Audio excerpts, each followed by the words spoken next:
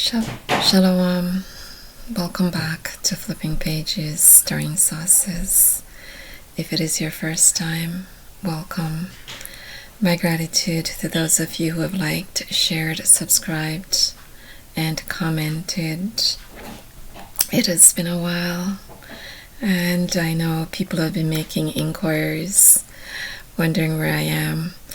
Sometimes you've just got to take a break and spend some time inside with yourself. Yes, spending time with yourself is very important, and I've been doing that.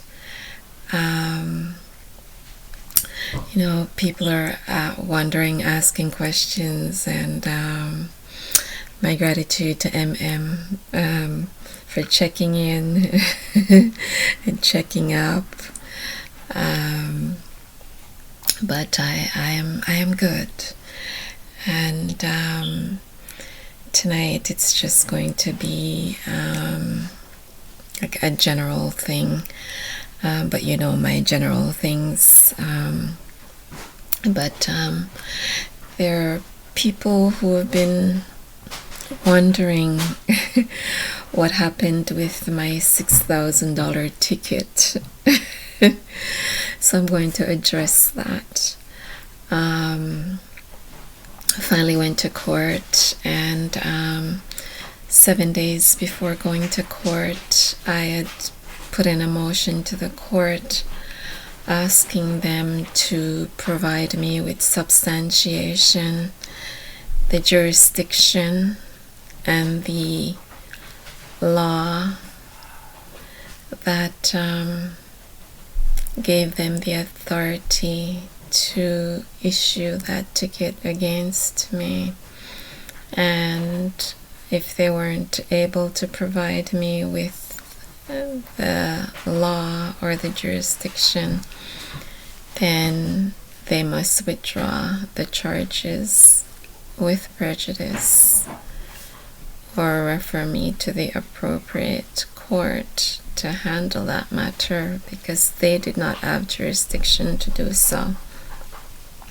I represented myself, and the charges were withdrawn.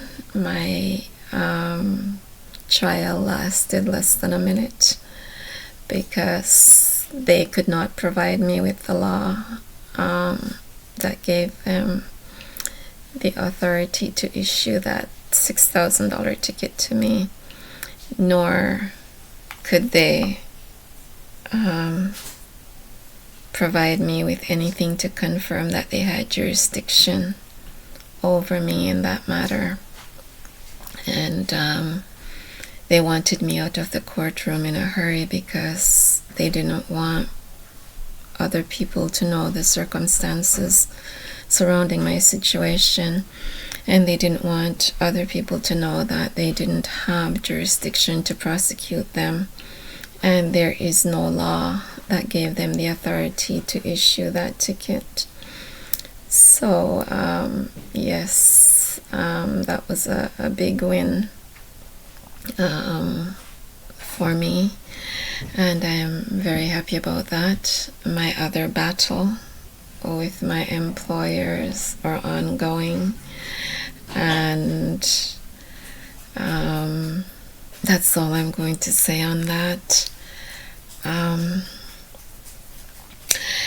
People wanted to know, in one of my last videos I said I had not been on the machine. Oh, one other thing. If you know that you're not guilty of something, never accept a plea bargain, because when you accept a plea bargain, you're still pleading guilty to something you may or may not be guilty of. And when you accept a plea bargain, you're saying yes, you're guilty of something when you may not be guilty of it, and it reduces the amount of the fine, but it doesn't clear you. You're still convicted of the offense. So never accept a plea bargain if you know that you didn't commit the crime.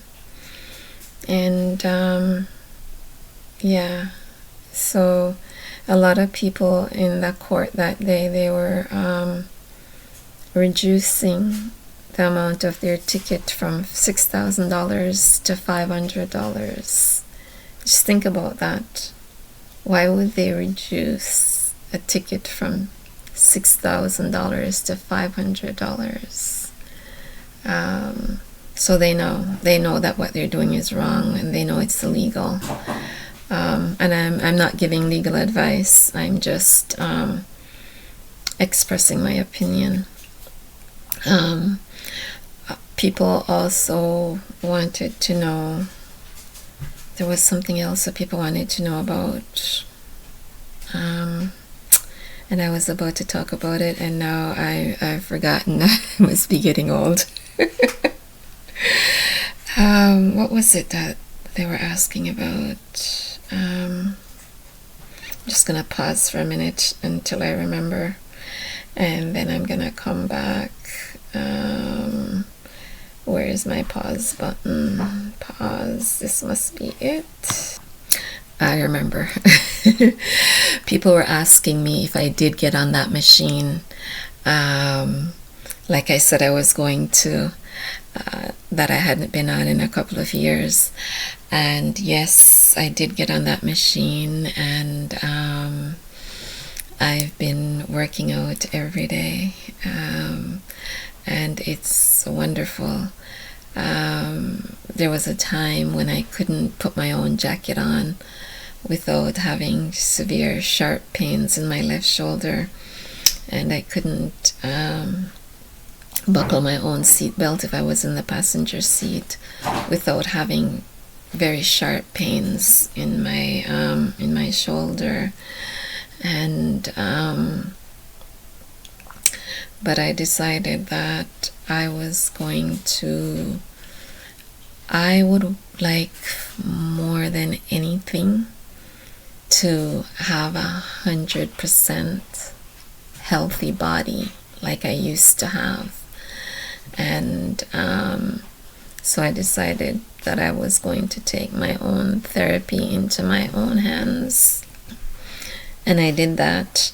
And while the pain is always there, I can now put my own jacket on without having that very sharp pain, and I can buckle my own seat belt without that very sharp pain. And also any sudden movements used to cause severe pain, and that has improved as well. And they said that I couldn't run, and I couldn't, I shouldn't exercise, and my weight had gone up to 165 pounds. And so I decided to take the repairing my body into my own hands. And there are some alternative things that my grandmother used to use, for whenever she had pain, and I've been using those remedies. I've been working out, I've been exercising every day, and I've seen big improvements since I walk every day. At first, walking was very hard and very painful, and but I decided to walk through the pain, and every day I would walk a little further and a little further and a little further and a little further. And so yes, I walk, and my weight, there was a point where I wasn't eating because anything that I ate would cause me to feel sick to my stomach, like I want to puke. And I hadn't eaten bell peppers in over 2 years, spinach in over 2 years, because the bell pepper tasted like fish, and I don't eat fish, and it made me want to throw up. So I stopped eating them. I stopped eating spinach because for reasons that I will not get into here. And my diet was very limited, and everything I ate, everything, fruits, flour, was just making me very uncomfortable. And I gotta pause here for a minute. Yeah, I just wanted to get out of here, and I've been growing my own vegetables, and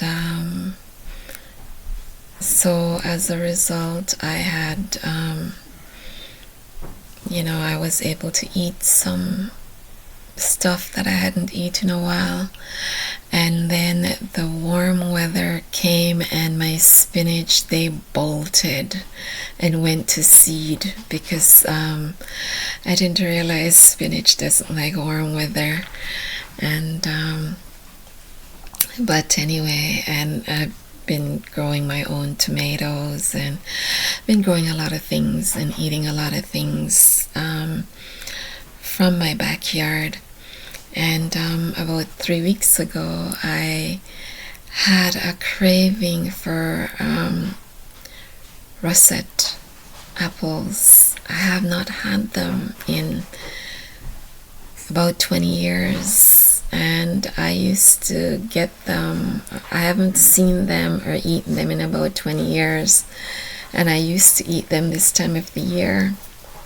And about 3 weeks ago, I was craving them, and I decided to search the web to see where I could get them. And 6 minutes away from where I live, there's a place that carries them. So I decided to go pay them a visit, and I went and paid them a visit.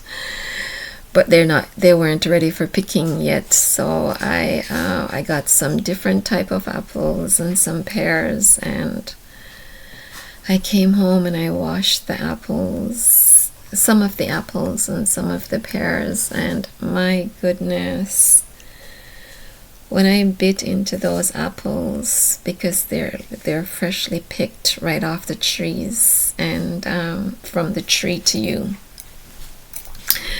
and when I bit into that apple, oh my goodness, it was amazing. I haven't tasted apples like that in years. And it was so delicious. And the pears, they were very delicious as well. And so I went back the next week to buy some more stuff, and I got a lot of nice fresh tomatoes, even though I have my own tomatoes. But they have a tomato called Fancy or Elegant or something like that, and it smells so good. It's so delicious.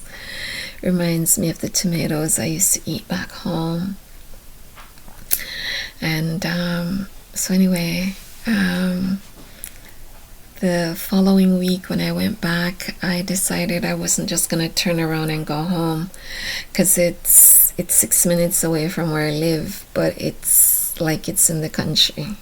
It's a whole different, and so anyway, I went back there and I bought some more fruits, and I decided I'm gonna follow the road. And I started following the road, and then I saw this place where you can pick your own apples, your own pears, and it said that they had fresh vegetables as well. But it was closed. And anyway, I continued following the road, and apple trees everywhere, like fruit trees everywhere, and fields, and it was nice. It smells different, it feels different. It gave me this feeling of being a young child growing up on a farm. I'm a country girl. I lived on a farm, and it was really nice to be out there in nature enjoying the country. And I came to a road that I recognized, and I turned on that road and took me back home, back into the city. And the scent, everything was just different. Smell different, taste different, feel different, even the air.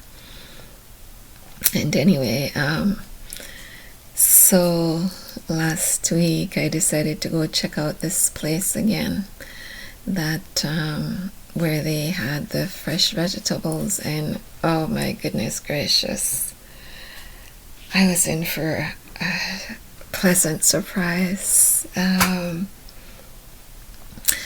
I spent 3 hours on that farm. On that farm, you pull your own beets out of the ground. You dig up your own potatoes. You pick your own tomatoes and string beans and cauliflower and turnips and carrots and broccoli and spinach and coriander. It was amazing. I spent 3 hours in the sun on that farm, just walking around,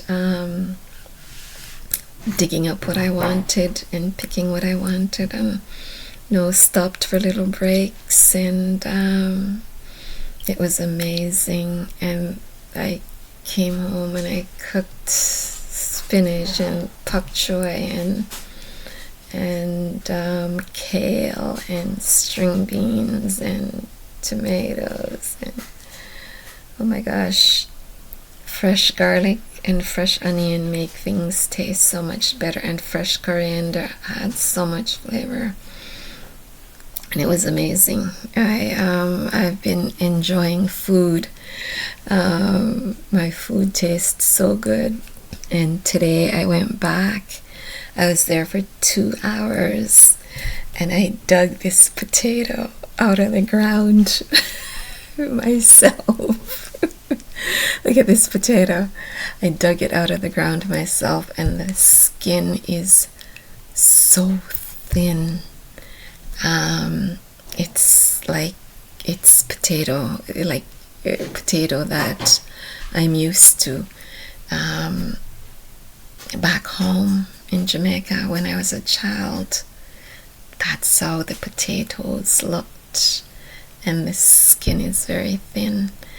And I came home and I curried zucchini with kale and spinach and cauliflower and what else? I don't remember what else was in it, but it was absolutely delicious. And I boiled some of these potatoes and mashed them, and I made they have fresh cucumbers, and I made a cucumber and tomato salad, and I chopped up some Scotch bonnet pepper and mixed some olive oil with apple cider vinegar, black pepper, salt, and Scotch bonnet pepper, and I just poured that over my salad, and it was delicious. I thoroughly enjoyed my meal. And what else? So yeah, I have so I'm a busy girl. It's a great time to be alive, and I am happy that I'm alive to see the changing of the guards. Back in 2021, around this time of year, I told Andrew Holness that he needed to resign, or he will leave office in disgrace, and it looks like that is about to happen. 2 videos ago, I warned William Ruto, and he caught hell this summer, and Gen Z is not finished with him. A few years ago, I said that Charles would not be king for very long. His reign wouldn't be, and he was never supposed to be crowned king. And his concubine was never supposed to be crowned. But spiritual wickedness in high places. And Willie will not be king unless they go and do some other spiritual wickedness. So yeah, Africa, I said Africa was rising, and Africa is rising. Amazing things are happening in Africa, but this part of the world, they're not reporting on it. Mainstream media is not reporting on it, but amazing things are happening in Mali, Burkina Faso, and Niger, and the thing is, whatever the oppressors are planning, whatever pit they're trying to dig for President Traore, President Gota, and President Chiani, they better dig one twice as deep for themselves, because anything negative that they do to any of those leaders is going to fall back on them and their family 10 times as hard. I did say that Harry and Meghan was telling the truth, and that the truth would come out, and the truth has been revealed. Everything that I've been saying for the past 3 years is happening, and the oppressor's time is up, and it is our time to take our position as the head and not the tail. And my purpose on earth is to educate, minister to people, and teach, and to find myself. And back in 2021, November, I said that I was on a journey. I am still on that journey. Sometimes we get sidetracked, and instead of following the straight path, we take a detour, and sometimes people are put in our lives to pull us off course, and we have to recognize that, and know when it's time to move on. And the thing is, this journey of finding myself is still ongoing. When I find myself, my journey will be complete, and my physical body will return to the dust, and then my spiritual body, or my spiritual self, will move on to my next assignment, whether it's in this dimension or another dimension. But that's the way we are. The spirit never dies. We come here, we complete our assignment. When our assignment is complete, we move on, and we start another assignment. Sometimes it's here in this dimension, sometimes it's in other dimensions. But so yeah, that's the situation right now. And if there's somebody in your life and you can't see what purpose they serve in your life, maybe they shouldn't be in your life. And when you have fulfilled your purpose in someone else's life, the Creator sends you on another path to go fulfill your purpose in somebody else's life. So I know a lot of people, they're asking, what's going on with her or whatever. And if I am no longer in your life, it's because my purpose in your life has been fulfilled. I give you my peace. I give you my ahab. Please do not forget to like, share, subscribe, and comment. Until next time, Shalom.